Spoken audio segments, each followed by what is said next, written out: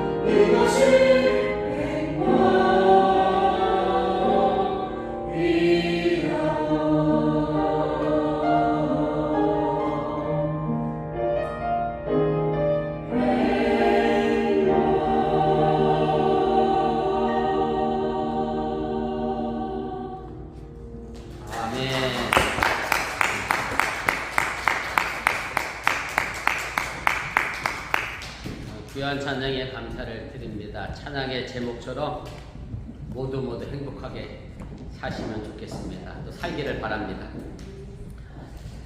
제가 아주 오래전에 한국에서 읽었던 책 가운데 아직도 있는지 모르겠어요. 여러분들도 아마 기억하실 것 같은데 문고판이라고 그랬나요?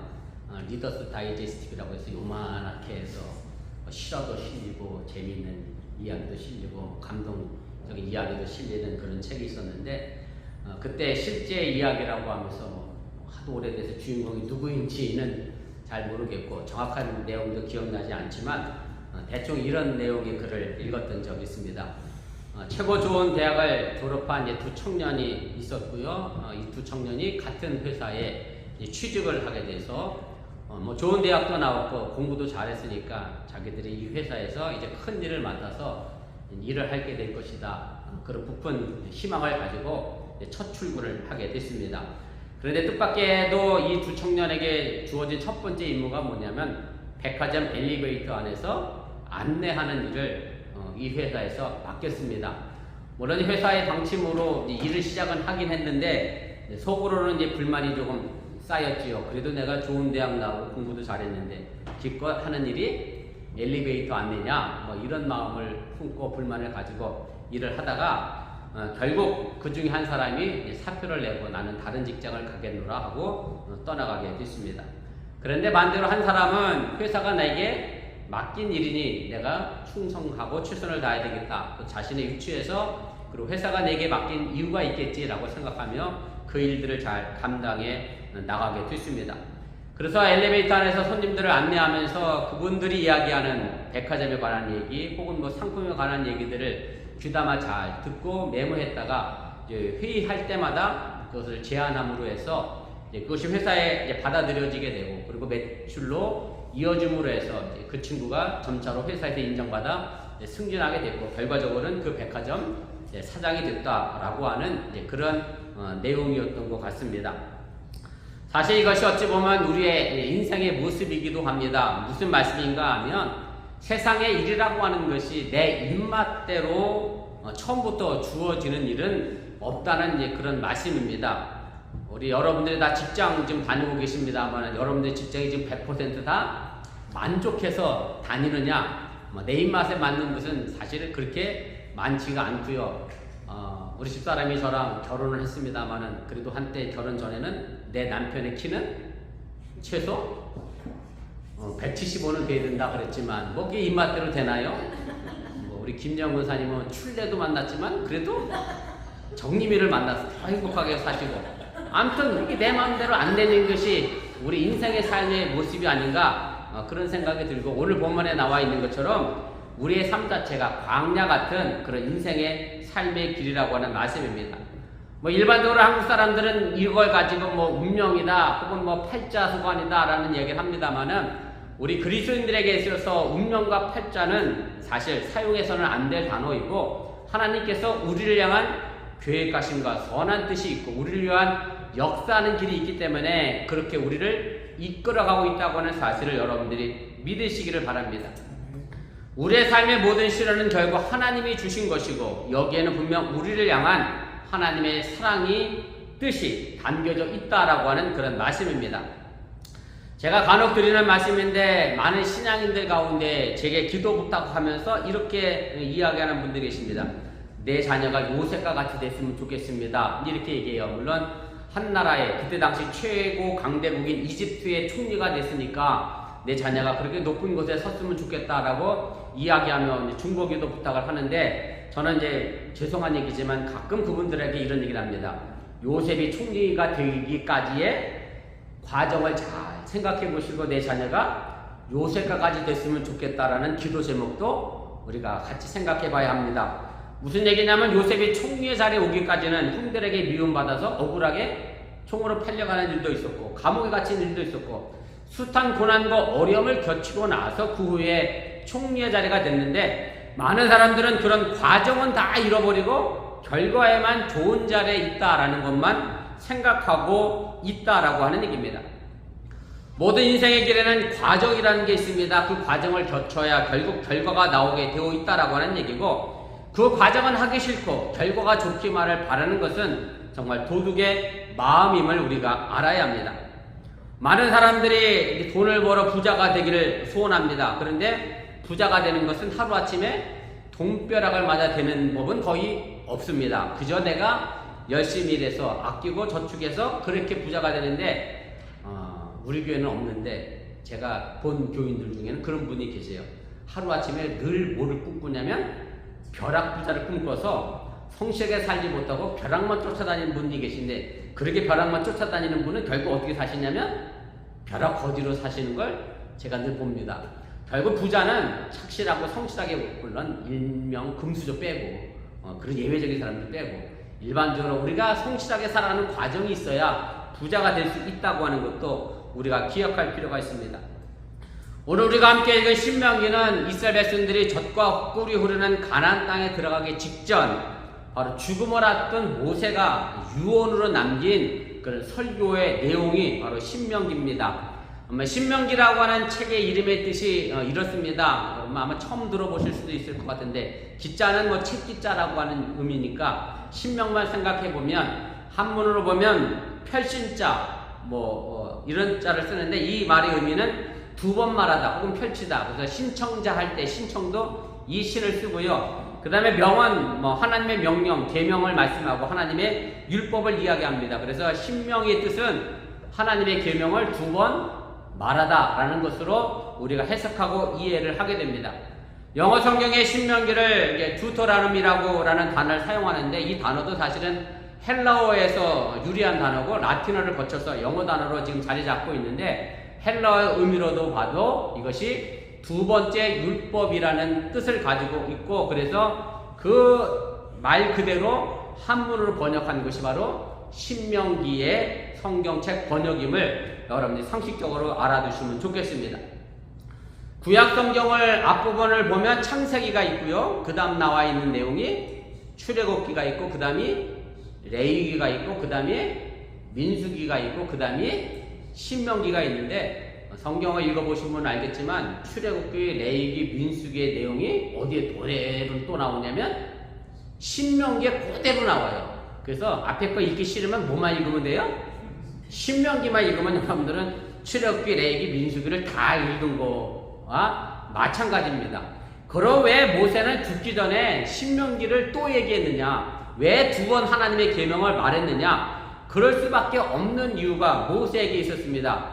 이스라엘 백성들이 광야로 나왔죠. 이집트에서 벗어나 광야로 나와서 광야에서 몇 년을 살았느냐면 40년을 살았습니다. 그리고 그 광야길에 사실은 시내산에서 이르러서 하나님과 이스라엘 백성들이 어떻게 했느냐면 기약을 맺게 되죠. 그리고 모세가 시내산에 올라가서 뭘 받으냐면 하나님의 계명, 십계명을 갖고 내려옵니다. 그렇게 이집트를 벗어났던 출애굽 1세대들이 광야에서 살다가 하나님께 원망 불평하다가 어떻게 됐죠? 전부 광야에서 죽게 됩니다. 누구만 빼면 여호수아와 갈렙을 제외하고는 전부 출애굽 1세대들이 죽었어요. 그 출애굽 1세대들은 그래도 모세가 시내산에 올라가서 하나님의 계명을 받아온 건 봤는데, 출애굽 2세대들, 광야에서 태어났던 쉽게 말하면 이민자 2세대들, 한국 문화 잘 모르는 이민자 2세대들에게 우리 문화학교 가지만 한글을 가르치고 한국 문화를 가르치는 것과 마찬가지로 모세가 죽기 전에 출애굽 2세대들에게 뭘 가르쳐야 될 필요성이 있었느냐면 출애굽 과정으로부터 시작해서 하나님의 말씀의 계명을 다시 일깨워 줘야 돼. 다시 말해야 될 필요성이 있었기 때문에 신명기서가 이제 기록되어지게 되고, 그리고 신명기서 마지막은 그래서 모세가 죽고 누가 등장하게 되느냐면 그 다음 성경이죠. 여호수아가 등장함으로 신명기서는 마무리가 됩니다. 그래서 오늘 본문 2절에서 모세는 출애굽한 이후에 지난 40년의 광야 생활을 더듬으면서 이제 출애굽한 2세대들에게 뭘 이야기하냐면 이걸 이야기합니다. 내 하나님 여호와께서 이 40년 동안에 내게 광야길을 걷게 하신 것을 기억하라. 광야길을 하나님이 왜 40년 동안 걸어가게 하셨는지 그 이유를 알라고 오늘 분명하게 이야기를 하고 있습니다. 이스라엘 백성들이 이집트를 탈출한 다음에 가네스 바네아라는 곳에 도착합니다. 여러분들이 잘 알고 있는 내용이 그 장소에서 일어납니다.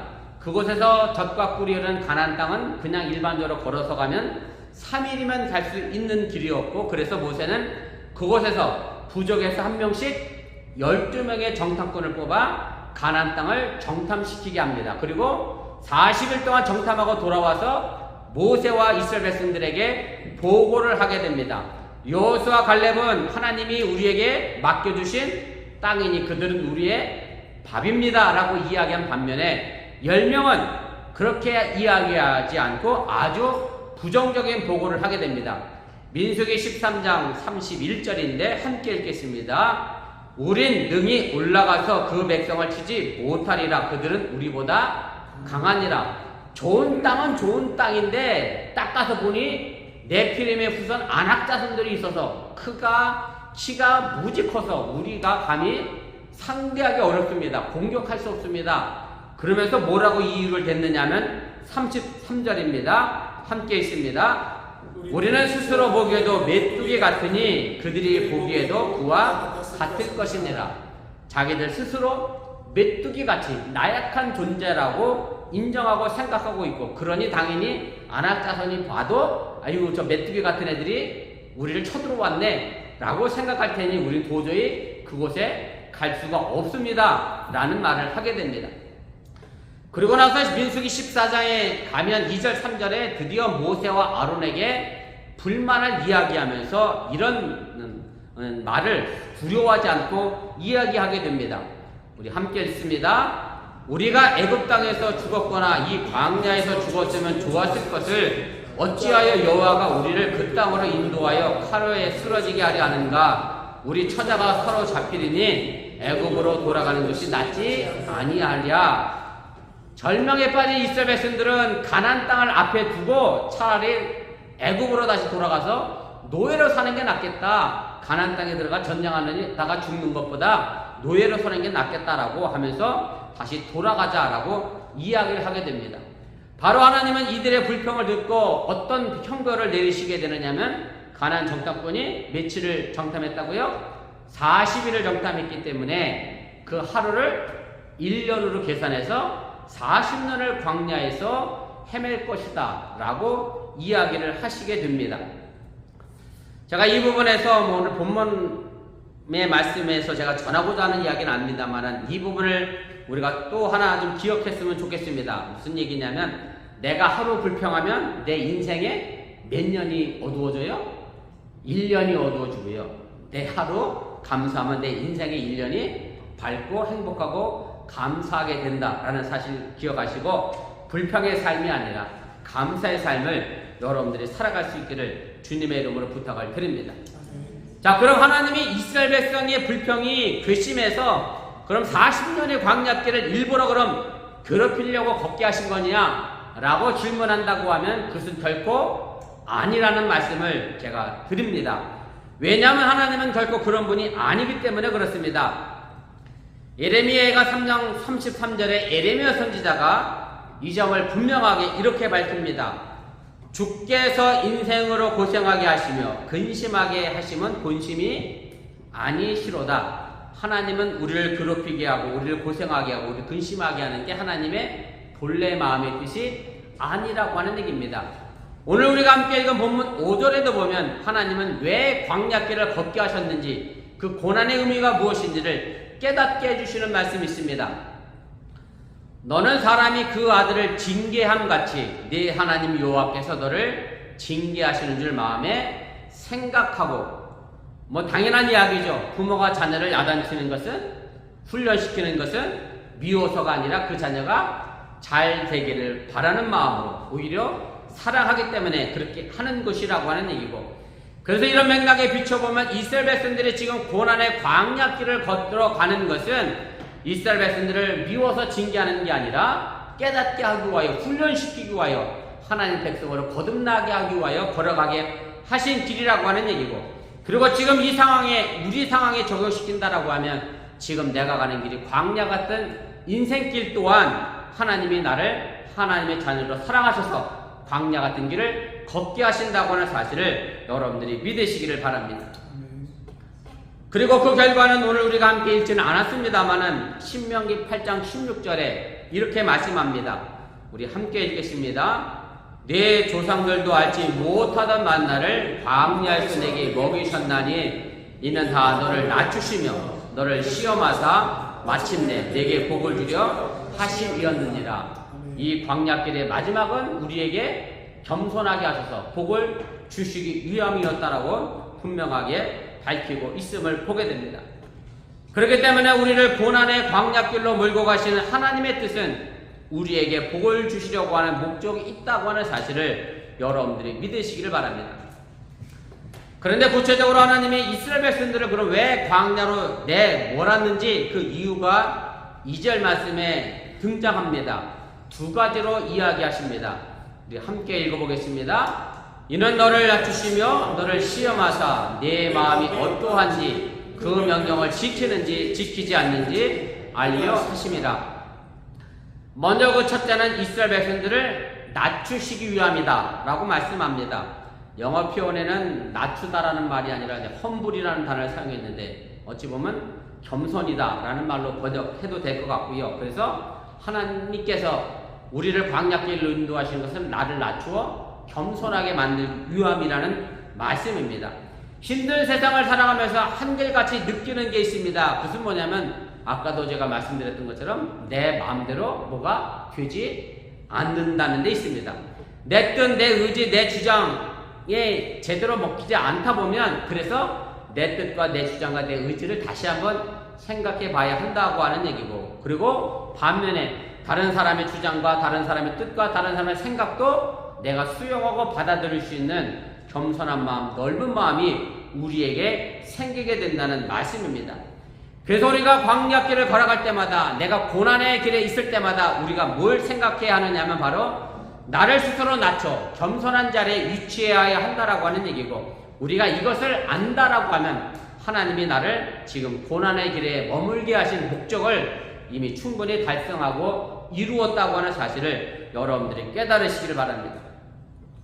두 번째로 하나님은 이스라엘 백성들이 하나님의 명령을 지키는지 지키지 않는지 시험하기 위하여 광야길로 인도했다 그렇게 말씀합니다. 이것은 3절에서 말하는 것처럼 우리가 하나님의 입에서 나오는 모든 말씀으로 사는 사람인지 아닌지를 시험했다는 말씀과도 연결이 되어져 있고, 결국 이것은 내 자신을 낮추는 겸손과도 연결되어져 있음을 여러분들이 깨달으시길 바랍니다. 무슨 말씀인가 하면 내가 낮아져야 하나님의 말씀이 내게 들리고 하나님의 말씀을 지킨다라고 하는 얘기고, 내가 높아 교만해져 있으면 결단코 하나님의 말씀은 내 귀에 들리지 않고 그것 또한 실체로 옮기지 못하고 지키지 않게 된다라고 하는 얘기입니다. 이 사실을 가장 잘 보여주고 있는 것이 누가복음 5장에 나오는 말씀입니다. 여러분들이 아시는 이야기입니다만 베드로가 밤새 고기를 잡았습니다. 한 마리도 잡지 못했고 아침에 그물을 거둬 이제 야간 근무 끝나고 집에 가서 잠을 자려고 베드로가 그물을 정리하는데, 그때 예수님이 베드로에게 오셔서 이런 말씀을 합니다. 시몬에게 이르시되 깊은 데로 가서 그물을 내려 고기를 잡으라 이렇게 이야기하는데, 사실 예수님의 이 명령에 베드로가 순종하기가 아주 어려웠습니다. 왜냐하면 베드로는 제가 일부 뉴스에게 물었더니 그건 다 알고 있더만 베드로의 직업은 피셔맨, 예수님의 직업은 카펜터. 카펜터가 피셔맨에게 고기는 깊은 데 가서 잡아야 돼 이렇게 얘기하면 피셔맨이 그걸 듣겠냐 안 듣겠냐 다 안 듣는데 베드로도 안 들만 했어요. 그리고 이제 막 나가려고 하면 그도 들을 만도 한데 지금 밤새 고기 잡고 야간 근무 끝났는데 김정건 사람한테 야간 근무 또 나가라고 권사님 나가실 거예요 안 나가실 거예요? 저런 자세면 들려. 베드로가 그런 자세가 아니었어요. 가기 싫어. 잠을 자러 가야 되는데 말이야. 그럼에도 불구하고 베드로가 오늘 이렇게 얘기합니다. 시몬이 대답하여 이르되 선생님 우리들이 밤이 새도록 수고하였을 때 잡은 것이 없지만은 말씀에 의지하여 내가 그물을 내리리이다. 내가 어부로서 가지고 있었던 경험과 교만을 내려놓고 예수의 말씀을 듣고 순종했더니 그 결과는 많은 고기를 잡았다라는 데 있다라고 하는 얘기입니다.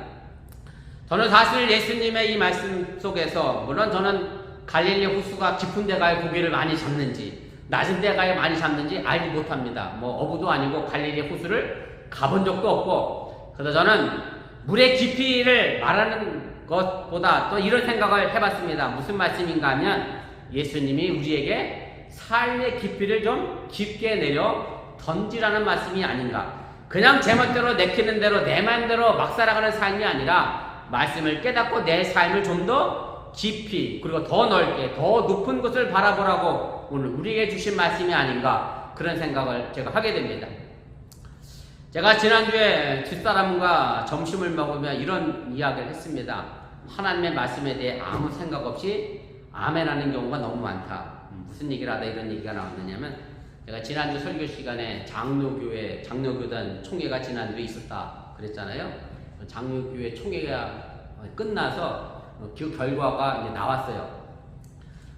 장로교단 합동측이죠. 합동측 그럼 여러분 잘 모르실 것 같고 신학교를 얘기하면 쉬워요. 저 강나루에는 장로회 신학대학을 졸업하신 분들은 합동측이야. 그리고 저 사당동 총회 신학교를 졸업하신 목사님들은 통합측이야. 신학교가 달라서. 통합측의 대표적인 교회는 오정현 목사가 심하고 계신 사랑의 교회고 이 합동측의 대표적인 교회는 지금 세습 문제로 한참 시끄러운 명성교회가 그 교단에 들어있어요. 이 합동측에서 두 가지 우려 섞인 안건이 올라왔는데 하나는 우려한 대로 일이 생겼고 또 하나는 그래도 일이 안 생겼어요. 무슨 얘기냐면 첫째는 명성교회가 교단법이죠. 세습을 금지하는 교단법을 어기고 결국 아들한테 세습을 했는데 그걸 사회법정으로 갖고 나갔는데 교단법이 그러하기 때문에 사회법정에서도 지금 김하나 목사는 담임 목사가 아니다라고 판결을 내렸는데 교단에서는 그걸 자꾸 유예를 시켰어요. 판결을 미루다가 이번 총회에서 어떻게 됐느냐면 60% 대 40%로 세습이 부결이 됐어요. 그래서 결국 명성교회 세습을 인정해 줬어요. 최고 큰 교회의 교회법을 어긴 사건을 그냥 교단이 눈 감아줄 꼴이 됐고요. 또 하나가 어떤 법이 올라왔느냐면 목사의 정년을 73세로 연장하자. 그래서 그거는 경론 끝에 부결됐어요. 그래서 제가 이런 얘기를 했어요. 제가 아침에 일부에 이병건 지사한테 물었더니 보통 한국의 직장 은퇴가 몇이냐니까 60세면 은퇴하신다고 그죠?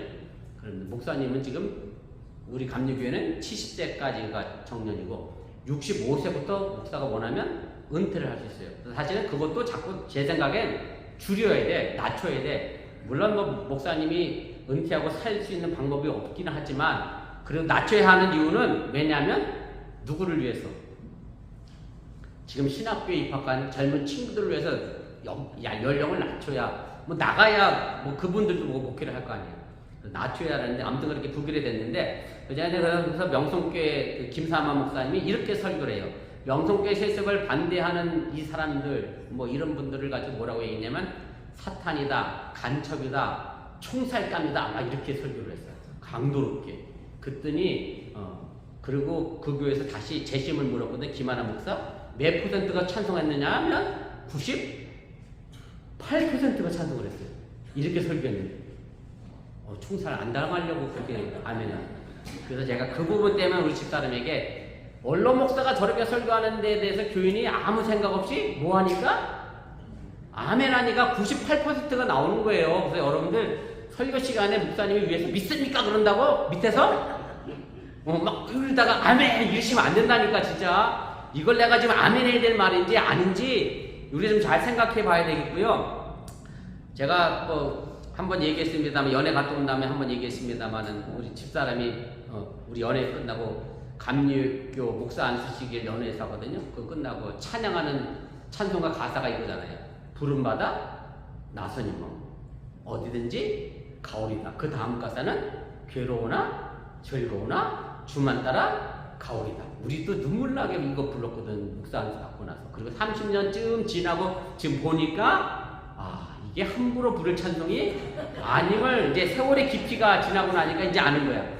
제가 감리사라 내년에 우리 지방에서 은퇴하실 목사님이 3분이 계신데 그 3분 교회에 가야 될 담임자가 지금 없습니다.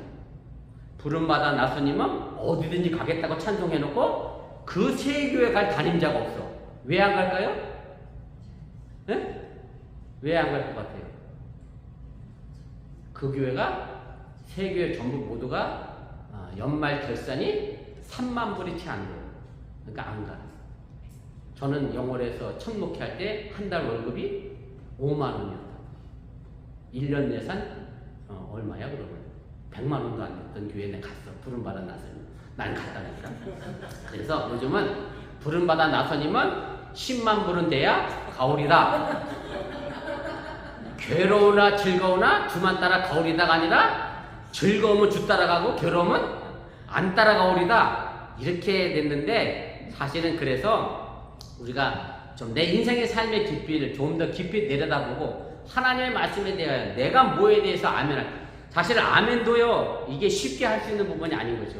이 말씀에 대하여 정말 내가 아멘은 그렇게 하겠습니다라고 하는 얘기인데, 삶의 깊이 없이 대답하면 그 대답은 그냥 안 지키는 아멘인 거죠. 왜냐하면 나랑 상관없으니까 쉽게 아멘하는 거야. 근데 나랑 정말로 깊은 관계가 있고 내가 하나님의 말씀을 제대로 지키겠다고 하면 그 아멘을 그렇게 쉽게 할 수 없고 정말로 귀한 결단이 필요하다는 것을 다시 한번 여러분들이 기억하시면 좋겠습니다. 사실 인생의 광야길이 우리를 깊게 만드는 힘이 있습니다. 고난이 사람을 성숙하게 만든다라고 하는 얘기고, 그저 평탄한 인생의 길이 사람을 사람답게 만들지가 않습니다. 광야길이 바로 사람의 도리를 알게 하는 길이 된다라고 하는 사실을 여러분들이 잊지 마시기 바랍니다. 그러기에 우리 앞에 놓여있는 이 광야길에 대해 여러분들이 무서워하지 마시고, 지금 우리 옆에 있는 믿음의 동역자들 옆에 누가 계신가 쭉 한번 둘러보시고 이분들과 함께 평생 믿음의 동역의 길을, 광야길을 잘 헤쳐나갈 수 있기를 주님의 이름으로 간절히 축원을 드립니다. 바로 이렇게 살아가는 사람들에게 하나님은 본문 6절부터 10절까지 축복의 말씀을 이렇게 하십니다. 오늘 이 말씀을 함께 읽고 오늘 설교 마무리하겠습니다. 내 하나님 여호와의 명령을 지켜 그의 길을 따라가며 그를 경외할지라.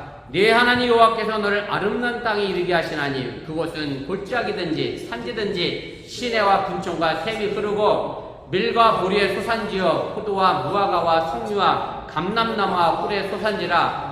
내가 먹을 것에 모자람이 없고 내게 아무 부족함이 없는 땅이며 그 땅의 돌은 철이여 산에서는 동을 캘 것이라. 내가 먹어서 배부르고 네 하나님 여호와께서 옥토를 내게 주셨으므로 말미암아 그를 찬송하리로다. 아멘.